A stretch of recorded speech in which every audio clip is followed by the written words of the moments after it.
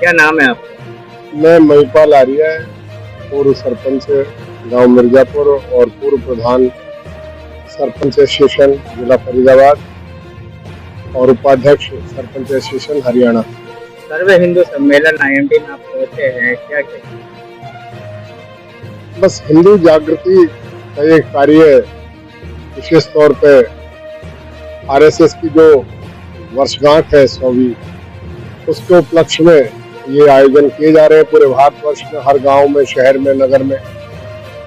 और जो मोदी जी का सपना है 2047 में भारत विश्व गुरु के रूप में कैसे स्थापित हो, उसी की योजना का ये एक हिस्सा है।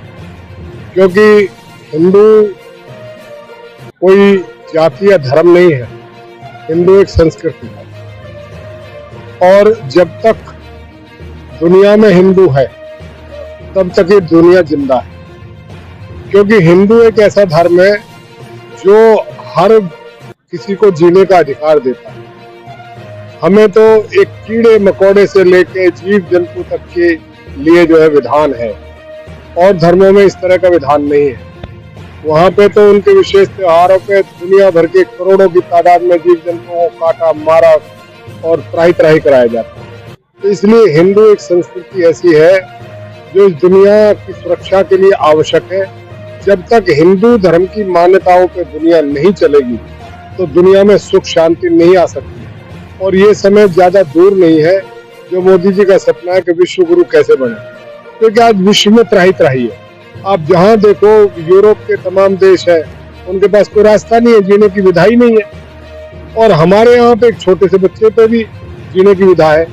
यहाँ कोई भी क्षेत्र देखो, परिवार को देखो, समाज को देखो, गांव को देखो, राष्ट्र को देखो, हर एक के लिए एक सिस्टम है। तो इसलिए ये जो वर्षगांठ है 100वीं वर्षगांठ, उसके लिए हमने जो इसमें भागीदारी अपनी रखी है, परमात्मा ये चाहते हैं कि हिंदू जो है, इस पूरे भारतवर्ष की बड़ी आवश्यकता है। जो समय समय पे इस धर्म के ऊपर हमले हुए हैं उनको जोड़ने का जो रास्ता है कि हम अपने अंत्योदय के व्यक्ति को कैसे जोड़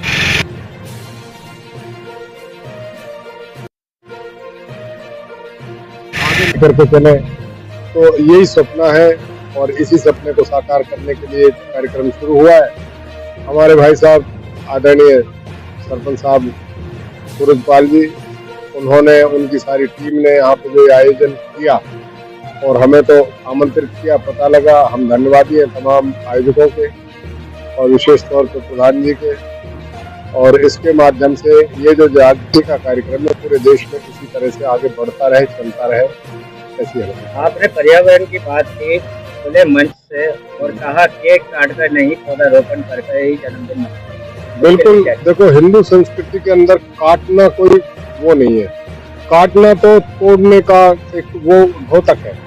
हमारे यहाँ तो सीलना, जोड़ना, ये हमारे सिखाया जाता है। हमारे यहाँ पे काटना तोड़ना ये नहीं सिखाया जाता, और ये हमारी संस्कृति का हिस्सा भी नहीं है। और फिर दीवा जला के बुझाना, हमारे यहाँ जब बुजुर्ग हो जाते थे, जिनकी उम्र होती थी कि भाई ये 100 वर्ष में कर रहे हैं हमारे दादा, तो उनके सिराने एक दीपक जलता रहता था रात दिन। क्योंकि घी एक ऐसी चीज है, देसी घी, कि ये जब जलता है तो ये दुनिया भर की कार्बन डाइऑक्साइड को ऑक्सीजन में बदलता है। तो उनके सिराने वो होता था। और जब उनकी मृत्यु होती थी तो सबसे पहले कहते थे भैया दीवे में फूंक मार दो, दीवा बुझा दो। तो ये जो मोमबत्तियों को बुझाना, ये हमारे यहाँ मृत्यु का घोतक है, जन्म का घोतक नहीं है। ये हमारी संस्कृति का हिस्सा ना है, ना हो सकता। तो मैं तो ये कहता हूँ कि जब हमारे पास अच्छे आइटम अवेलेबल है तो हम घटिया आइटमों को क्यों ले। इसी तरह से हमें सब चीजों में, आप देखो, हमारी वेशभूषा, भाषा, भेषज, ये तमाम हमारे यहाँ दुनिया भर की जड़ी बूटियां खड़ी है, पता नहीं इनमें क्या क्या दवाइयां छुपी हुई हैं। और ये हमारे देश में परिपाटी रही है कि जो हर चीज की उपलब्धता यहाँ है। तो इसलिए पर्यावरण को यदि रखना है तो वृक्षारोपण अनिवार्य है। और अगर इस देश का हर बच्चा अपने जन्मदिन पर, हर व्यक्ति अपनी शादी की सालगिरह पे, हर व्यक्ति अपने और किसी भी विशेष आयोजन पे अपने पिता की मृत्यु की बरसी के ऊपर अगर एक पेड़ लगाए, मैं कह रहा हूँ कि जिमाने से बढ़िया तो पेड़ लगाना उचित है। मेरा दफ्तर है 3 सेक्टर में, भाई जामुन का एक पेड़ है सरपंच साहब, आप अंदाजा लगाओ 20 दिन तक ना तो मैं किसी को कुछ और चाय पानी कुछ नहीं देता, मैं जामुन ही खिलाता हूँ और आप भी आना, आपको आमंत्रित करूंगा। कहने का मतलब ये है कि फलदार वृक्ष लगाओ।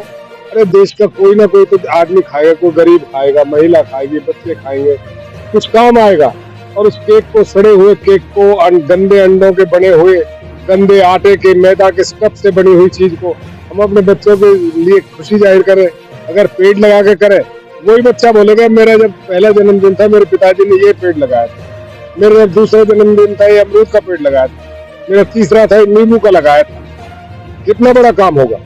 और मैं तो अपने गांव में जब सरपंच था तो मैंने फलदार पेड़ बांटे थे, और आज मेरे से लोग कहते सरपंच साहब ये आप वाले नींबू, मतलब मुझे जो पिलावे अपने घर पे, सरपंच साहब आप वाले नींबू, आप वाले अमरूद है।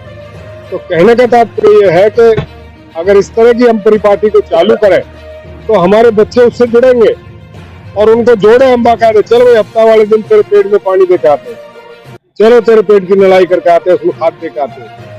तो इस तरह से वृक्षारोपण का जो आज एक पूरे दुनिया की समस्या है, उस समस्या का हल और हमारे भारत देश की समस्या का हल केवल मात्र वृक्षारोपण है, और ये बहुत अनिवार्य है। और इसके साथ में जब हम पर्सनली नहीं जुड़ेंगे तब तक बात नहीं बन सकती। आपका एक चैनल है, इसकी एक वर्षगांठ होगी, आप अगर उस वर्षगांठ पे एक पेड़ लगाते हो तो आपकी अमर होगी चीज।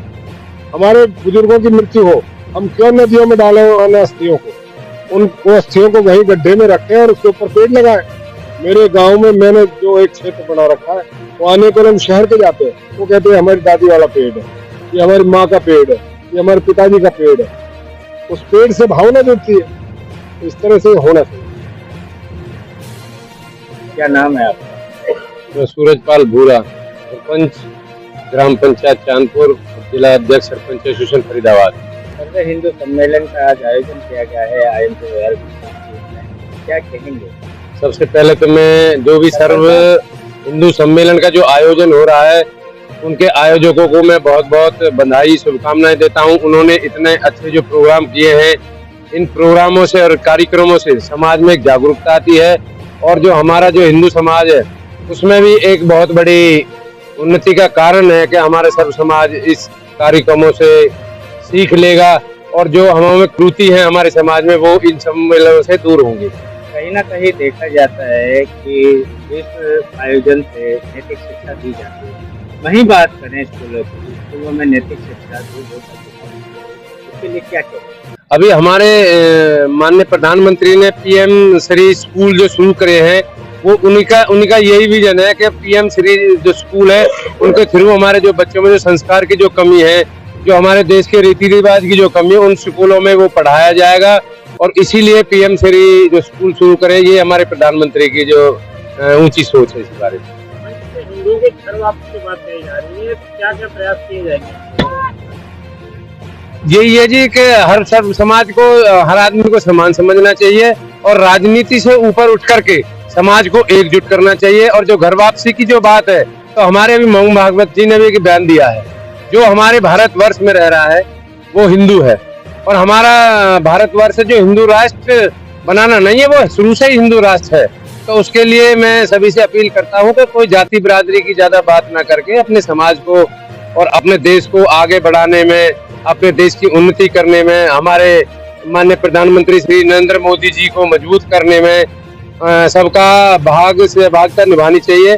अब जैसे हमारे मोदी जी ने अभी AI का जो समिट जो सम्मेलन हुआ है, उसमें पूरे देश आए हैं, उसमें हमारे देश का बहुत गौरवमय पल उस दिन रहा है। उसके लिए मैं मोदी जी को भी बहुत बहुत धन्यवाद और आभार व्यक्त करता हूँ।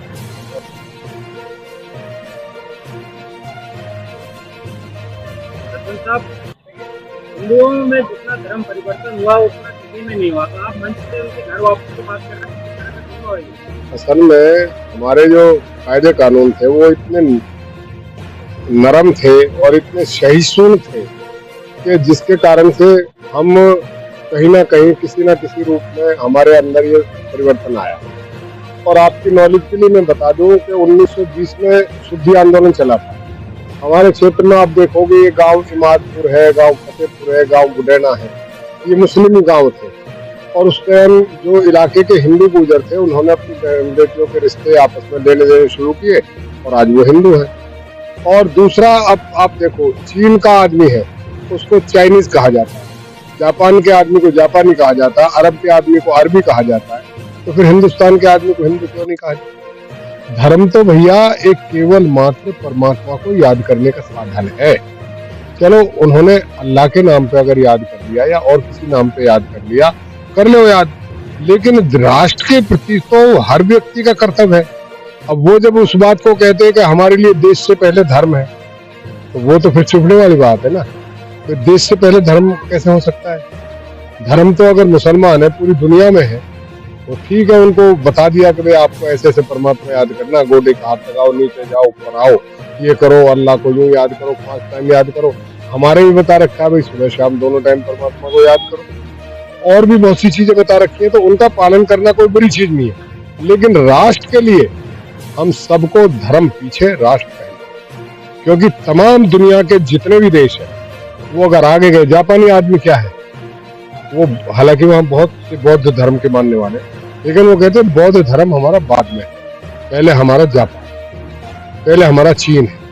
इसलिए राष्ट्रता की भावना पहले होनी चाहिए, और जो राष्ट्रता की भावना ना करके धर्मगुरु अपनी बातों को करते हैं कि हम तो ये करते हैं, उनके साथ में तो भाई जो योगी जी का व्यवहार है ना वो ही होना चाहिए, और इसके अलावा कोई चारा नहीं है।